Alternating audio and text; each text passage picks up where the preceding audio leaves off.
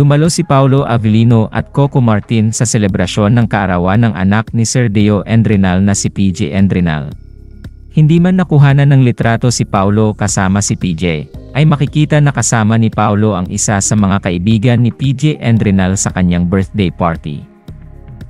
Matatandaan na anak-anakan ni Sir Deo ang dalawa, kaya naman hindi nila makakalimutan ang selebrasyon ng anak ni Sir Deo. Narito at panoorin natin ang masayang selebrasyon ni PJ Endrinal kasama ang ilang mga artista.